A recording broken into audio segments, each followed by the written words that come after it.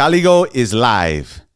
Kalygo is integrated with Stripe, so it's ready to start taking credit card payments, start generating revenue. It's integrated with OpenAI, so it has AI-powered features as well. So what does Kalygo even do? Kalygo is a software as a service platform. It can do many things, but what I will be highlighting in this video is its summarization features. So you might ask yourself, why can't I just use ChatGPT directly to perform summarization or use another app to do so? You could. There's no super secret sauce over here. For transparency, what Kalygo is doing is if you upload an extremely large file to the app, by extremely large, I mean a file that's larger than the limits that OpenAI imposes on you, right? So OpenAI has limits on the amount of data you can send per minute to its models. This is to not crash its system, not overwhelm its system. Anyways, what Kalygo is doing is if you have a file that's larger than the limits that OpenAI imposes on you, it will cut up your file into chunks, with each chunk being the allowable size you can send at a time to OpenAI systems. It then asks OpenAI to summarize each chunk.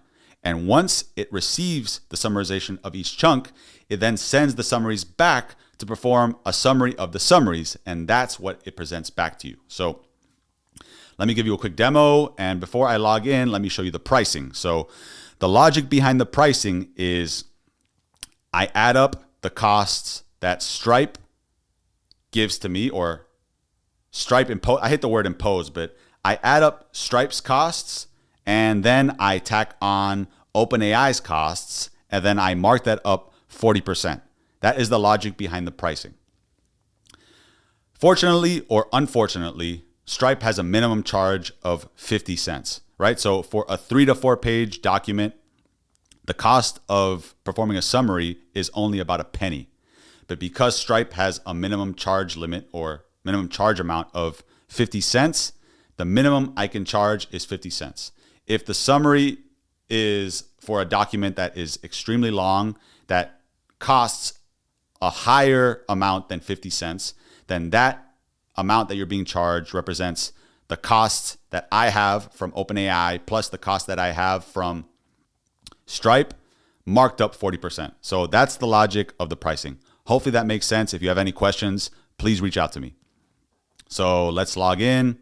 Well, I should say anybody can sign up. It's open to the general public, and I want this platform to scale. So it supports English, it supports Spanish. More languages are coming soon, but for the current moment, it only supports English and Spanish. So you can sign up. Once you sign up, you'll get an email verification, and you'll click that link in your email to be allowed access to the platform. So I've already created my account, so let me just log in and give you a quick demo.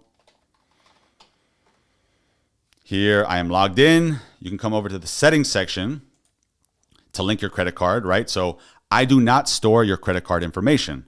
Stripe stores your credit card number, your CVC, etc.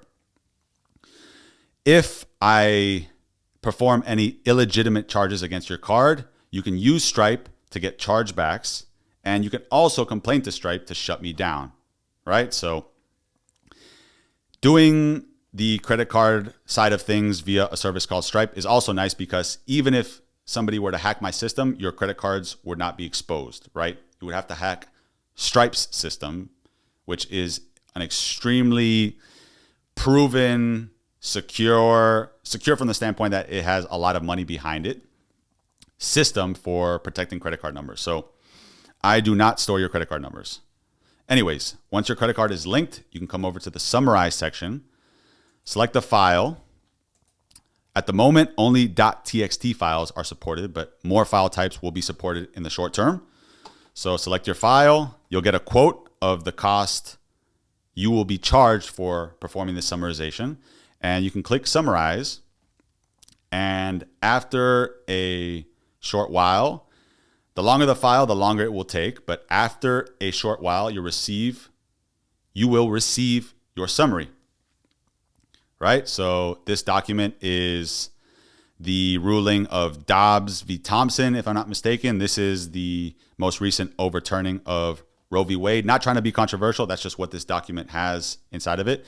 And here is the summary that ChatGPT sent back to us. So hopefully that makes sense. That is Kalygo as it currently stands as of March 30th, 2023. Thank you.